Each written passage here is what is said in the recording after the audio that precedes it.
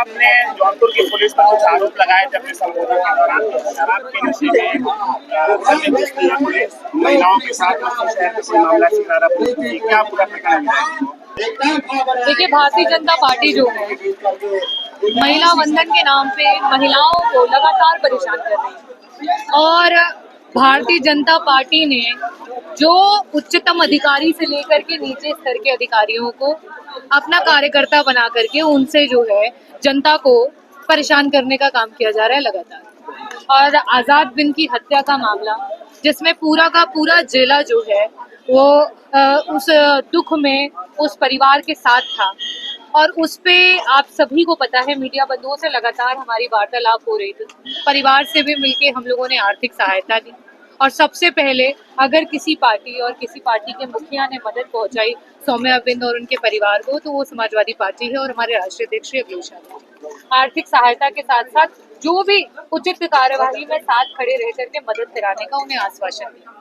और कल का मैं एक इंटरव्यू आप ही लोगों के द्वारा लिया हुआ वो सुन रही थी उस बिटिया का, जिसमें उनसे पूछा गया कि आप मुख्यमंत्री जी से भी मिलकर के आई, क्या आप संतुष्ट हैं? उनका जवाब था नहीं।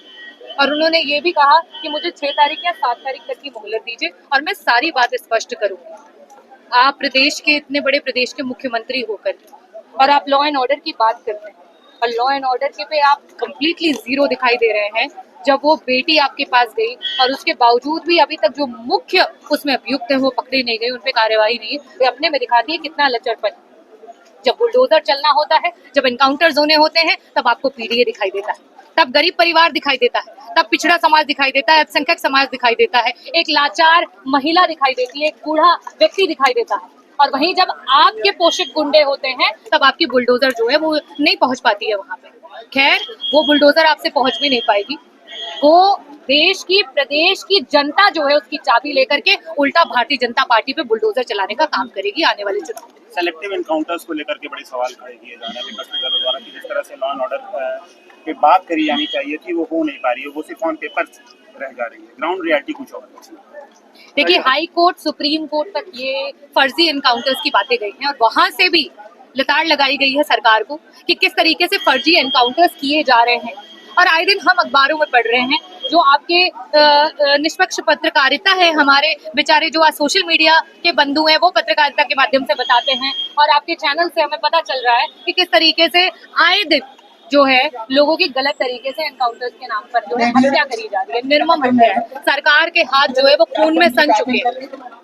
कल आपके द्वारा एक पोस्ट शेयर की गई थी, नीट की एक एस्पिरेंट की बच्ची थी, परीक्षा में धांधली हुई, उसको लेकर के सुसाइड कर लिया गया, उसके द्वारा एक नोट छोड़ा गया। कैसे देख रही है इस पूरे स्ट्रक्चर को, पेपर लीक हो, भर्ती न होना, ये सारी चीजें मतलब कितना प्रभाव डाल रही है? 18 लाख की तादाद में बच्चे थे प्रभावित हुए। देखिए, पूरा देश लाचार महसूस कर रहा है। मैं खुद उस परीक्षा को मैंने दिया है, मैं उस परीक्षा की वजह से डॉक्टर बनी, एम्स तक पहुंची, और आज मैं अपनी जनता की आवाज को उठाने के लिए सदन में पहुंची। और मैं उस पीड़ा से अपने आप को डायरेक्टली कनेक्ट कर सकती हूँ कि कितनी मुश्किल से एक बच्चा जो है पहली बार अपने माता पिता अपने परिवार को छोड़ करके दूर किसी कोचिंग सेंटर में जाता है, चाहे वो कोटा जाता हो चाहे दिल्ली जाता हो। उस परिवार की आर्थिक स्थिति जैसी भी हो, लेकिन माँ अपने सोने गिरवी रख करके, पिता जो है कहीं से भी कोई पैसा जो है लोन पर लेकर के अपने बच्चों को पढ़ाते हैं। और जब परीक्षाओं की बारी आती है, और वो एक एक दिन, हमारे लिए तो वो लगता है कि 1 साल और परीक्षा आए, क्योंकि मैंने खुद तैयारी की है। वो एक एक दिन का एक एक घंटा किस तरीके से वो बच्चा पढ़ता है, कितनी देर में वो, यहाँ तक कि घड़ी देख करके वो वॉशरूम जाता है यूज करने के लिए कि ठीक है कम से कम ये पेज, ये लाइन और ये टॉपिक में पढ़ लो, उसके बाद मैं वॉशरूम जाऊंगा। खाना खाने के लिए भी वो अलार्म को और आगे बढ़ाता रहता है कि अगर 8 बज गए तो मैं 10 बजे खाना खा लूं, 10 बज गए तो चलो 12 बजे, 12 नहीं तो 1 बजे वो अपना खाना त्यागता है, अपना जो डेली रूटीन दिनचर्या होती है वो त्यागता है, माँ बाप से बात करना त्यागता है, अपने दोस्तों से बात करना त्यागता है। यहाँ तक कि वो युवा जो हमारा समय होता है, कहते हैं सबसे अगर बहुमूल्य एक इंसान, एक मनुष्य के जीवन में कुछ है तो वो समय। धन की भरपाई हो सकती है, आपके जायदाद की भरपाई हो सकती है, जमीन की भरपाई हो सकती है, सब वापस आ सकता है, गया हुआ समय कभी वापस नहीं आता। और वो बच्चा कैसे वो अपना युवा अवस्था का समय दे करके मेहनत करता है और उस एग्जाम में बैठने जाता है, और पता चलता है कई बार परीक्षा देने के बाद जब रिजल्ट आना है तो पेपर लीक हो गया। कई बार पता चलता है वो सेंटर पे पहुंचे और सेंटर पे पीछे जाकर के जब जांच होती है तो सेंटर पे जो है वहां पे लीक करने की सारी व्यवस्था बनी रहती है।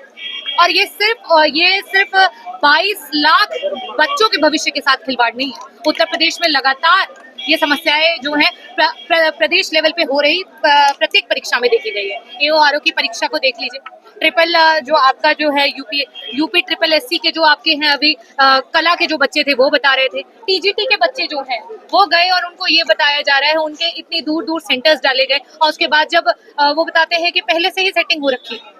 ये डबल इंजन की जो सरकार है कि डबल करप्शन की सरकार है, और इस डबल करप्शन की सरकार में किसी पीडीओ को नौकरी नहीं मिली। आप विधानसभाओं में देख लें, ब्लॉकों के स्तर पे देख लें और ग्राम सभाओं के स्तर पे जाके देख लें, आपको कहीं नहीं मिलेगा कि एक पीडीए समाज का, एक गरीब समाज का बच्चा जो है उसको किसी भी प्रकार की कोई नौकरी मिले। नीट के एग्जाम में धर्मेंद्र प्रधान का क्या रोल देख रही है? कितने कॉम्पिटेंट हैं वो इस मामले में, परीक्षाओं के मामले में, युवाओं के भविष्य के मामले में? देखिए 2014 में जिस समय सेंट्रल की सरकार भारतीय जनता पार्टी को बनानी थी, उस समय बड़े बड़े मंचों से देश के प्रधानमंत्री ने ये कहा कि पेपर लीक हो रहे हैं, ये सरकार जो है वो बच्चों के भविष्य के साथ खिलवाड़ कर रही है। और भारतीय जनता पार्टी की सरकार बनने के बाद, उत्तर प्रदेश में सरकार आने के बाद लगातार ये चौथी बार है जो नीट का सिर्फ पेपर जो है, जो कि पूरे आपके देश के स्तर पे वो एग्जाम होता है, उसका पेपर लीक हुआ है। और इन्होंने, क्योंकि इन्हें पता है उसमें करप्शन है, इनको पता है कि ये सरकार की मिली भगत है, इसलिए उसकी जो करेक्टिव अथॉरिटी है, एग्जाम हेल्ड करने की अथॉरिटी है, उसको इन्होंने सरकार से अलग कर दिया। एक प्राइवेट सेक्टर को ले जाकर के इसकी जिम्मेदारी जो है सौंप दी है, क्योंकि कल को अगर कोई भी इसमें घालमेल होती है, करप्शन होता है, जो कि 100% वादे पे होगा, क्योंकि हम 4 बार से ये देख रहे हैं, तो उस पर इन्होंने ये कर दिया है कि किसी मंत्री को कोई आकर के ना जवाबदेही बनती है, ना उन्हें कोई जवाब देना है। और इसमें आज मुझे लगता है कि एक युवाओं को, क्योंकि कोर्ट के परिसर के अंदर कॉकरोच शब्द जो है उससे नवाजा गया है सरकार को, ये भी इतिहास याद रखेगा। और हमारे संविधान की ताकत है कि युवा एकजुट होकर के जंतर मंतर पर जा रहा है प्रोटेस्ट करने के लिए कि अगर हम कॉकरोच हैं तो कॉकरोच ही सही, लेकिन हमारा अधिकार आप यहाँ रखिए और मिनिस्टर की तानाशाही नहीं चलेगी। एजुकेशन को भ्रष्ट करके, एजुकेशन को बर्बाद करके, हमारे संवैधानिक अधिकारों को छीन करके आप सत्ता में कुर्सी पर काबिज नहीं। मैम 2 सवाल है। एक तो नीट की परीक्षा का जो प्रश्न पत्र है वो कह रहे हैं कि हम आर्म फोर्सेस की सहायता लेंगे, एयरफोर्स की सहायता लेंगे। दूसरा सवाल है जो आप कॉकरोच की बात कर रही हैं, क्या ये सिर्फ एक डिजिटल रिवॉल्यूशन बन के रह जाएगा या इसका कुछ और भी आगे परिणाम देखेंगे? एक तो आर्म फोर्स पेपर्स लेके जाएंगे, दूसरा ये। देखिए बहुत अच्छी बात है, उन्होंने आर्म फोर्स की बात की, आर्मी की बात की और जो चीजें की, क्योंकि उनको भी पता है कि इनके मिले लोग हैं तो सीधे तो काम आने नहीं वाले हैं, सीधे से तो सुधरेंगे नहीं, तो जो लातों के भूत हैं वो बातों से तो मानेंगे नहीं, तो ठीक है उसका उपचार वो करें। और दूसरा आपने जो प्रश्न किया कि डिजिटल इवोल्यूशन, देखिए अभी ये बहुत कम समय हुआ है कि हम डिजिटली इवॉल्व हुए हैं, और स्पेशली कोविड के दौरान सारे हमारी क्लासेस जो हुई वो डिजिटल प्लेटफॉर्म्स पे आ गई, बच्चे, क्लासेस, टीचर्स और हर तरीके की चीजें।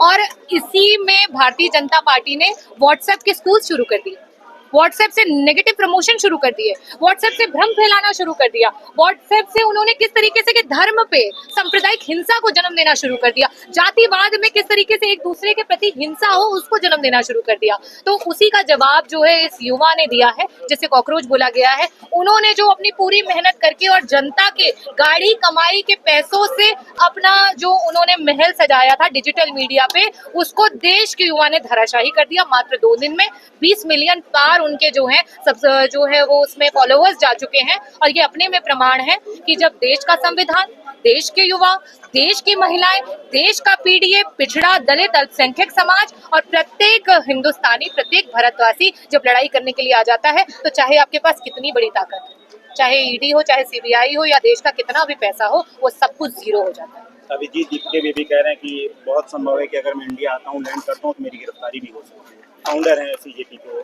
देखिए अगर उनकी गिरफ्तारी होगी तो शायद जो भारतीय जनता पार्टी बोएगी उसको काटना भी पड़ेगा।